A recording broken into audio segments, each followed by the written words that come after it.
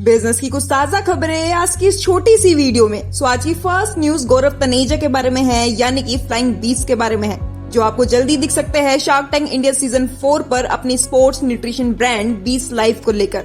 आप में से बहुत सारे लोग ऑलरेडी बीस्ट लाइफ को जानते होंगे कि ये हेल्थ सप्लीमेंट्स में डील करती है, जैसे प्रोटीन पाउडर और मास गेनर्स। अब उनकी पिच का ये छोटा सा part shark tank India season 4 के प्रोमो में देखने को मिला है, जो कि आप भी देख सकते हो, लिंक मैं डिस्क्रिप्शन में दे दूंगी।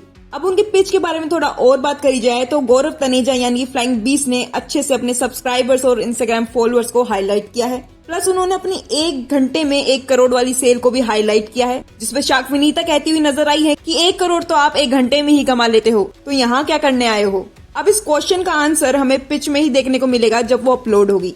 अब बहुत ज्यादा इंटरेस्टिंग होगा ये देखना कि गौरव तनेजा इतनी मैसिव फॉलोइंग लेके अपनी ब्रांड के लिए शार्क से फंडिंग ले पाएंगे या नहीं। प्लस इससे पहले भी एक और क्रिएटर भी गए थे, जिनको कि शायद अगर आप जानते हो, जिनका नाम है A2 मोटिवेशन, जो पिछले सीजन में आए थे आई थिंक, और वो अपना प्लेटफॉर्म प्रमोट करने आए थे और उनकी पिच बिल्कुल भी अच्छी नहीं रही थी और उनको फंडिंग भी नहीं मिली थी, बल्कि उनको शायद ये भी बोला गया था कि आपको ये बिजनेस बंद कर देना चाहिए। अगर आपने भी वो पिच देखी है तो मुझे कमेंट सेक्शन में जरूर बताना कि आपका क्या टेक था। और तब तक के लिए हम बढ़ते हैं नेक्स्ट न्यूज पे, जो कि है कंपटीशन कमीशन ऑफ इंडिया यानी कि CCI और क्विक कॉमर्स के बारे में, जिस पर कुछ रिपोर्ट्स आ रही हैं कि CCI इन्वेस्टिगेशन नहीं करने वाला है क्विक कॉमर्स के ऊपर, जैसे उसने Amazon और फ्लिपकार्ट पर की थी। अभी इन्वेस्टिगेशन किस बारे में हो रही है तो मैं आपको बता दूं कि ये इन्वेस्टिगेशन कुछ सेलर्स के द्वारा रिक्वेस्ट करी जा रही है कि वो क्विक कॉमर्स के ऊपर भी करे, क्योंकि सेम Amazon और फ्लिपकार्ट वाला केस जो है वो यहाँ पर भी हो रहा है, जहाँ पे कुछ सेलर्स को ज्यादा फायदा दिया जा रहा है कंपनीज की तरफ से, और जिससे कि छोटे छोटे सेलर्स को नुकसान हो रहा है। पर इसी के साथ CCI एकदम अपना हाथ टाइट करके चल रहा है, क्योंकि मार्केट में फेयरनेस लाना बहुत जरूरी है। ये बड़ी बड़ी कंपनियां छोटे और नए बिजनेस को आने से रोकती तो है ही, प्लस मार्केट में मोनोपोली होने के कारण ये बिजनेस में फेयरनेस भी कम हो जाती है एक तरीके से। पर अभी ये रिपोर्ट है क्विक कॉमर्स के ऊपर, अभी कंफर्मेशन नहीं आई है, जब आएगी आपको इस चैनल पे पता लग जाएगी। और तब तक के लिए आप क्या कर सकते हो, चैनल को सब्सक्राइब कर सकते हो। तो बढ़ते हैं नेक्स्ट न्यूज की तरफ, जो कि है वजीरेक्स के बारे में, जो कि रीस्ट्रक्चरिंग प्लान बना रहा है उनके $230 मिलियन के क्रिप्टो हैक के बाद। इसमें बहुत सारे लोग अफेक्ट हुए थे, बहुत सारे लोगों का नुकसान भी हुआ था, तो अब उस पर कुछ कुछ धीरे धीरे करके वो अपडेट लाना चालू कर रहे हैं। तो वजीरेक्स, जो कि एक इंडियन क्रिप्टो एक्सचेंज है, वो मिड अप्रैल 2025 तक अपनी क्रिप्टो विड्रोवल्स फुल्ली रिज्यूम करने की प्लानिंग कर रहे हैं। अब ये स्टेप लिया जा रहा है उनके $230 मिलियन के लॉस के बाद, जो कि हैक हो गया था और जिसमें कि बहुत सारे नुकसान हुए थे। और इस पे एक कमेंट भी आया था, वो मैं आपको आखिरी में बताऊंगी इस न्यूज के। पहले इसके और अपडेट के बारे में बात करते हैं। तो अभी दिसंबर 6 को वजीरेक्स के पेरेंट जेटाई ने सिंगापुर कोर्ट में एक एप्लीकेशन फाइल की है, जो रिस्ट्रक्चरिंग और अफेक्टेड यूजर्स को कंपनसेट करने के लिए मीटिंग की अप्रूवल मांग रहा है। अब उनकी प्रपोज स्कीम के अंदर लिक्विड एसेट डिस्ट्रीब्यूट करेंगे, नए डिसेंट्रलाइज एक्सचेंज का प्रॉफिट शेयर करेंगे और लिक्विड एसेट्स को रिकवर करने का भी प्लान है। अब जो अफेक्टेड यूजर्स हैं उनको कंपनसेट करने के लिए भी एक डेटा है, जो कि दिसंबर 5 तक वजीरेक्स के पास $565.7 मिलियन की डिजिटल एसेट्स थे, और जो यूजर्स के क्लेम जा रहे हैं वो है $546 मिलियन तक। तो अप्रूवल के बाद वजीरेक्स 10 दिन के अंदर लिक्विड एसेट्स डिस्ट्रीब्यूट करेगा और अगले 3 साल तक प्रॉफिट और रिकवर्ड एसेट्स शेयर करेगा, और जो कि अगेन एक अच्छी चीज है अगर कुछ लोगों का पैसा रिकवर हो रहा है तो। क्योंकि लास्ट वीडियो में भी अगर आप हमारे जाके देखो और जो लोग कमेंट्स कभी कभी रीड करते हैं, तो उसमें भी एक व्यक्ति ने डाला हुआ है, एक एक्स व्यक्ति ने, जिन्होंने खुद वजीरेक्स से 5 लाख रुपए लगाए थे और वो अब उम्मीद छोड़ चुके हैं कि उनका पैसा वापस उनको मिल पाएगा। तो इस लेवल के लोग अफेक्टेड हैं। तो बढ़ते हैं नेक्स्ट न्यूज की तरफ, जो कि एक कंट्रोवर्शियल पोस्ट के बारे में है, जो कि की है Cars24 के CEO ने, और जिससे कि बहुत सारे लोग भड़के हुए हैं। तो मैं आपको बता देती हूँ उन्होंने क्या बोला है। तो Cars24 के CEO विक्रम चोपड़ा ने एक सोशल मीडिया पोस्ट की है। उन्होंने नॉन कन्नड़ा स्पीकर्स को दिल्ली NCR में काम करने का इन्विटेशन दिया है, जिसमें उन्होंने लिखा है can't speak Kannada, come to Delhi. और इस पोस्ट के बाद जो उनको रिस्पॉन्स मिला है वो खतरनाक रिस्पॉन्स है, लोग भड़क चुके हैं एक तरीके से।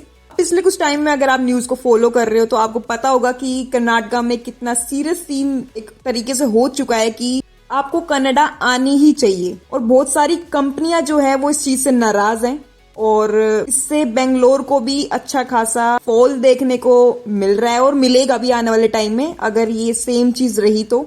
क्योंकि देश की मेन लैंग्वेज हिंदी है और उसके अलावा इंग्लिश, ये दो लैंग्वेज बहुत ज़्यादा कॉमन है और हर जगह यही यूज़ होती है। वहाँ पे आप अगर एक तीसरी लैंग्वेज को और ले आओगे तो थोड़ी दिक्कत होगी, और लोग और कंपनीज को हो भी रही है एक तरीके से। और अभी कास्ट24 के सीईओ विक्रम चोपड़ा की तरफ से ऐसी पोस्ट देखना बड़ा सेंसिटिव टॉपिक है, इस पे बात करना भी। के लिए हम बढ़ते हैं नेक्स्ट न्यूज पर, जो कि है वाव मोमो के बारे में और वाव बर्गर के बारे में। अब सुनने से आपको लग रहा होगा कि ये एक ही कंपनी है और उसकी सब्सिडी हो सकती है, बट ऐसा नहीं है। ये दोनों अलग कंपनी है और जिनको लेके डिस्प्यूट चल रहा है इनका वाव नाम को लेकर कोर्ट में।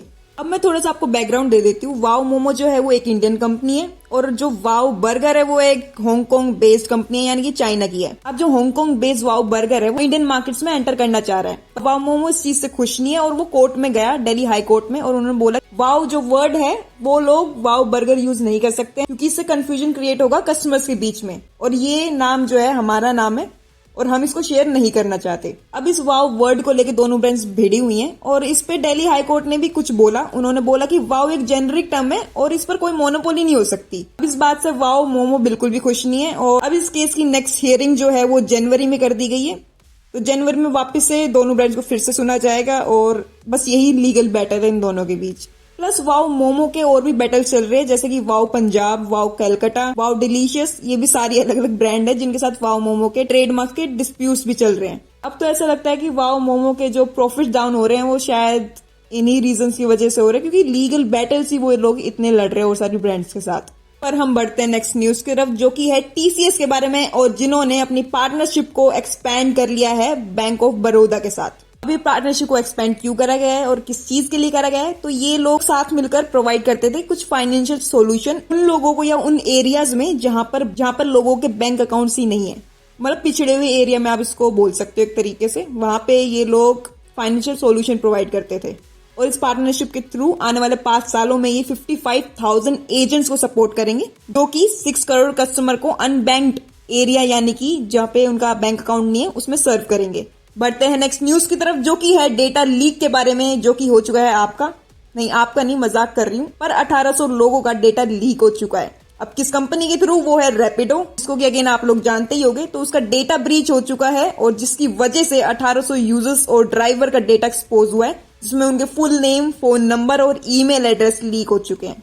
अब इस डेटा लीक को सीईओ ने भी एक्नॉलेज किया। उन्होंने ये बोला कि ये अनइंटेंडेड पब्लिक एक्सपोजर था, जो कि सर्वे लिंक्स के थ्रू हुआ और जो कि एक्सटर्नल पार्टीज मैनेज करती है, वो लोग मैनेज नहीं करते हैं। बढ़ते हैं नेक्स्ट न्यूज की तरफ, जो कि है बजाज ऑटो के बारे में, जिन्होंने लॉन्च कर दिया है चेतक 35 सीरीज इलेक्ट्रिक स्कूटर।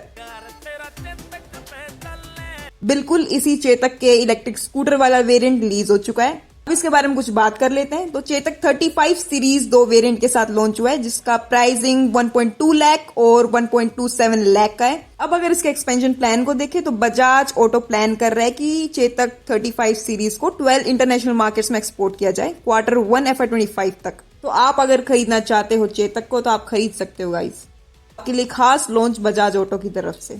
बढ़ते हैं नेक्स्ट न्यूज की तरफ, जो कि एक अच्छी न्यूज है, फिजिक्स वर्ला के बारे में है और आंध्र प्रदेश गवर्नमेंट के बारे में है, जिन्होंने कोलैबोरेट किया है एआई इंस्टीट्यूट के लिए। तो आंध्र प्रदेश गवर्नमेंट ने फिजिक्स वर्ला के साथ पार्टनरशिप की है, जो पहले डीप टेक और AI focus institute of eminence.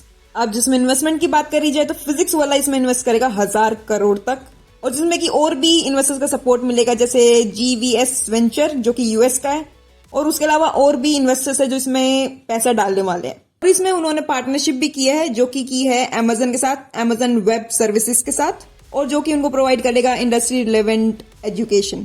तो बढ़ते हैं नेक्स्ट न्यूज की तरफ, जो कि है हीरो इलेक्ट्रिक के बारे में और उनके साथ साथ 2 कंपनियों के बारे में, जिस पर दिल्ली हाई कोर्ट ने SFIO ऑफिसर को बोला है कि इन्वेस्टिगेशन चालू करो। अब पूरा केस क्या है मैं आपको समझाऊंगी, और SFIO क्या है इसके बारे में हम बात करेंगे। पहले केस को थोड़ा सा समझो बैकग्राउंड, कि हीरो इलेक्ट्रिक, ओकिनावा ऑटोटेक और ब्लेनिंग इंडिया को मार्च 2024 में अक्यूज किया गया था फेमा 2 स्कीम के अंदर दी गई सब्सिडीज को मिसयूज करने के लिए। अब फेमा 2 क्या है इसके बारे में बात करेंगे। तो फेमा 2 यानी कि faster adoption and manufacturing of electric vehicle in India phase 2। इस प्रोग्राम के अंदर प्रमोट किया गया था कि इलेक्ट्रिक व्हीकल्स को और हाइब्रिड व्हीकल्स, यानी कि जो इलेक्ट्रिक भी है और नॉर्मल वाले भी है, उनको प्रमोट किया जाएगा और उनको सब्सिडीज दी जाएगी गवर्नमेंट की तरफ से, और जिसका कि इन तीनों कंपनियों ने मिस यूज किया है उनकी सब्सिडीज का, और जिसके लिए गवर्नमेंट ने SFIO को बोला है कि इन्वेस्टिगेशन चालू करो। SFIO यानी कि सीरियस फ्रॉड इन्वेस्टिगेशन ऑफिसर, जो कि इसको इन्वेस्टिगेट करेगा इस पूरे केस को कि कैसे कैसे मिसयूज किया गया है, कहाँ मिसयूज किया गया है। अब इस केस को थोड़ा सा और समझते हैं। तो जब ये मुद्दा उठा कि हीरो इलेक्ट्रिक ने और उनके साथ बहुत सारी कंपनियों, पर ये मेन जो केस है वो हीरो इलेक्ट्रिक के बारे में है और 2 कंपनियों के बारे में नहीं है। तो हीरो इलेक्ट्रिक ने पहले मिनिस्ट्री ऑफ हैवी इंडस्ट्री के साथ इसको सेटलमेंट करने के लिए प्रपोजल रखा था, जो कि मिनिस्ट्री ने रिजेक्ट कर दिया, क्योंकि उनका कहना है कि हीरो इलेक्ट्रिक ने FEMA 2 सब्सिडी स्कीम का गलत तरीके से यूज किया है। उन्होंने ये आरोप लगाया कंपनी के ऊपर कि गलत तरीके से उन्होंने फंड्स का क्लेम किया है, जिसमें कि कुछ पार्ट सीधे सीधे चाइना से मंगाए गए हैं जो कि उनको इंडिया में बनाने थे, और उसका कि कंपनी ने घुमा फिराकर चाइना से इंपोर्ट किया है। अब इस सेटलमेंट के फेल होने के बाद दिल्ली हाई कोर्ट ने सीरियस फ्रॉड इन्वेस्टिगेशन ऑफिसर को ये बोला कि हीरो इलेक्ट्रिक के खिलाफ अपनी जांच को जारी रखा जाए और आगे इसको बढ़ाया जाए। अब हीरो इलेक्ट्रिक को इसको कोर्ट में डील करना पड़ेगा और इन्वेस्टिगेशन करने के लिए ऑफिसर का साथ देना पड़ेगा। पर इस केस की वजह से हीरो इलेक्ट्रिक के डीलर्स पे बहुत ज्यादा प्रभाव पड़ा है। एक तरीके से उन्होंने लगभग 200 डीलर्स ने कंपनी के खिलाफ 500 करोड़ के पेंडिंग पेमेंट्स का दावा करा है, जो कि सप्लाई चेन के इशू और कस्टमर के सेटिस्फाई ना होने के कारण उन पे लगाया गया है। के लिए हम बढ़ते हैं नेक्स्ट न्यूज पर, जो कि GST के बारे में है और जिस पर बहुत सारा विवाद चल रहा है ऑनलाइन भी, और अभी तक आपने सुन भी लिया होगा। पर हम EV के बारे में बात कर लेते हैं। EV पर भी टैक्स लगा दिया गया है, 5% GST लगेगा अब से उस पे, और थोड़ा और अगर बात करें तो 18% GST लगेगा, जो मार्जिनल वैल्यू पे एप्लीकेबल होगा जब कोई बिजनेस यूज्ड EV बाय करके रीसेल करता है तो। और उसपे एक और नोट करने वाली चीज है कि अगर इंडिविजुअल टू इंडिविजुअल सेल होता है तो उस पर कोई GST नहीं होगा। न्यू EVs पर 5% का GST लगाया गया है अभी तक। इसके अलावा मैं पूरी डिटेल्ड वीडियो का लिंक जो है वो डिस्क्रिप्शन में दे दूंगी, जिसमें कि सारे GST के बारे में पूरी बात करी गई है। वो थोड़ी लंबी होगी, लेकिन अगर आपको देखना है तो आप वहां से देख सकते हो। अगर आपको इस चैनल पर वीडियो चाहिए तो मैं पूरी GST के ऊपर वीडियो बना दूंगी, पर अभी के लिए मैं आपको डिस्क्रिप्शन में एक लिंक दे दूंगी किसी और चैनल का, जहां पे डिटेल में डिस्कस किया जाएगा GST के बारे में, आप उसको जाकर सुन सकते हो। तो चलिए बात करते हैं कुछ इंटरनेशनल न्यूज के बारे में। सो आज की फर्स्ट इंटरनेशनल न्यूज इंटरेस्टिंग और एक्साइटिंग दोनों ही है, क्योंकि इलॉन मस्क ने हिंट दिया है कि वो जल्द ही अपना X मेल लॉन्च कर सकते हैं, यानी कि Gmail और एप्पल मेल का कॉम्पिटिटर। दरअसल एक यूजर ने उनसे ये क्वेश्चन पूछा था, जिसका कमेंट में जवाब देते हुए इलॉन मस्क ने कहा कि ये उनकी टू डू लिस्ट में पहले से ही है। इलॉन मस्क ने ये भी बताया कि उनका प्लेटफॉर्म X, जो कि पहले ट्विटर के नाम से जाना जाता था, वो जल्द ही email service X mail launch कर सकता है, और जिसको कि सुनने के बाद उनके फैंस बहुत ज्यादा एक्साइटेड हो चुके हैं। तो आप एक्साइटेड हो या नहीं, मुझे कमेंट सेक्शन में जरूर बताना, येस और नो कमेंट कर देना। सो बढ़ते हैं नेक्स्ट न्यूज की तरफ, जो कि है अमेजन के बारे में, और जिसको लास्ट वीडियो में हमने बात किया था, और जिसने अपने वर्कर्स की डिमांड को माना और उन्होंने अपने US वेयर हाउस की सेफ्टी प्रोटोकॉल्स को इम्प्रूव करने का कमिटमेंट भी दिया है, जो कि OSHA ने डिमांड किया था। अब OSHA क्या है वो मैं आपको आगे बताऊंगी। पहले जिन लोगों को इस केस के बारे में नहीं पता, मैं छोटा सा आपको बता देती हूँ। ये लास्ट वीडियो में भी हमने कवर किया था, जिसमें हमने बताया था कि US के वर्कर्स प्री क्रिसमस स्ट्राइक पे बैठ चुके थे, और उनकी कुछ कुछ डिमांड थी जो कि सेम इंडिया में भी थी, और जो कि सेम इंडिया के वर्कर्स भी फेस कर रहे थे अपने दिल्ली वाले वेयर हाउस में अमेजन के, जहाँ पे कि अच्छा वर्किंग कंडीशन नहीं था, अच्छे से सेफ्टी फीचर्स नहीं थे, उनको पे भी अच्छा नहीं मिल रहा था, और इसकी वजह से सेम इंडिया में भी और US में भी दोनों जगह पर वर्कर्स स्ट्राइक पे बैठ चुके थे। जिसमें अभी रिसेंटली US में स्ट्राइक पे बैठे थे, उन लोगों की डिमांड सुनी गई, जिसमें कि OSHA ने बहुत बड़ा रोल प्ले किया।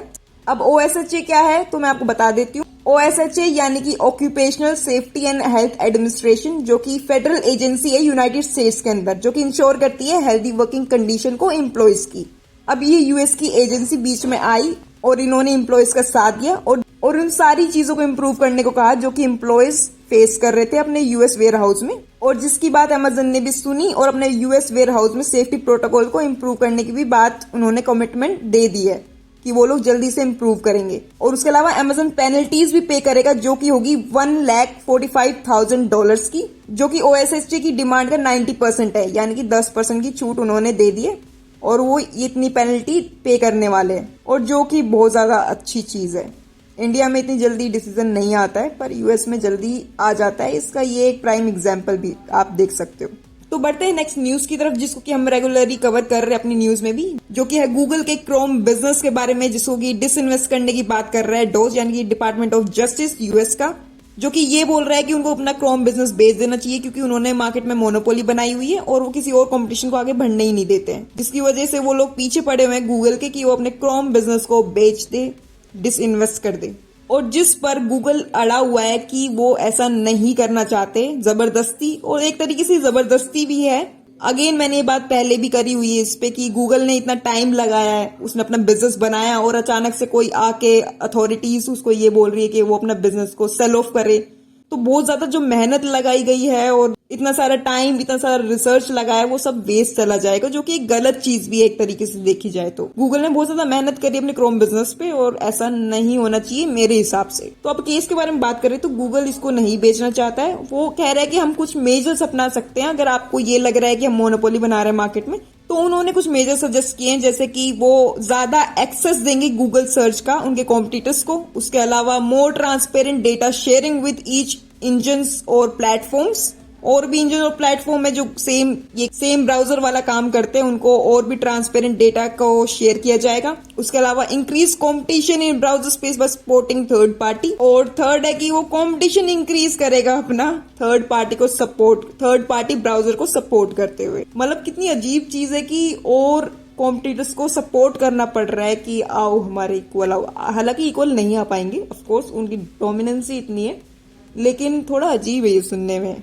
इस पे आपका क्या ओपिनियन है मुझे कमेंट सेक्शन में जरूर बताना।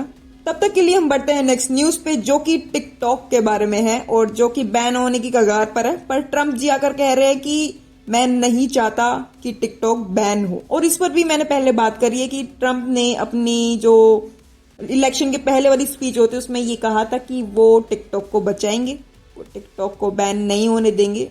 और वो अपना प्रॉमिस पर अड़े हुए हैं। वो बोल रहे हैं, टिकटॉक का रेगुलरली सपोर्ट कर रहे हैं कि वो ना हो बैन। पर अगर करंट कंडीशन की देखें तो यूएस में टिकटॉक बैन का इम्प्लीकेशन अभी तक 1 महीने के अंदर एक्सपेक्टेड है कि बैन हो सकता है। देखते हैं आगे क्या होगा, क्योंकि अगेन ट्रम्प अपनी पोजीशन जल्दी लेने वाले जनवरी में। तो देखते हैं इस केस में भी क्या होगा आने वाले टाइम में। इसी के साथ हम बढ़ते हैं लास्ट न्यूज की तरफ, जो कि है एफएनआई के बारे में, एफएनआई के क्वेश्चंस के बारे में, जिसको आप अटेंड करके जरूर जाना, अपनी नॉलेज टेस्ट करके जाया करो भाई। और अगेन 70% जनता बिना सब्सक्राइब करे जाती है, तो प्लीज सब्सक्राइब कर दिया करो डेली अपडेट्स के लिए। नीचे देखिए बटन दिख रहा होगा, उसको दबा दो और बेल आइकन को भी दबाना है जरूर से।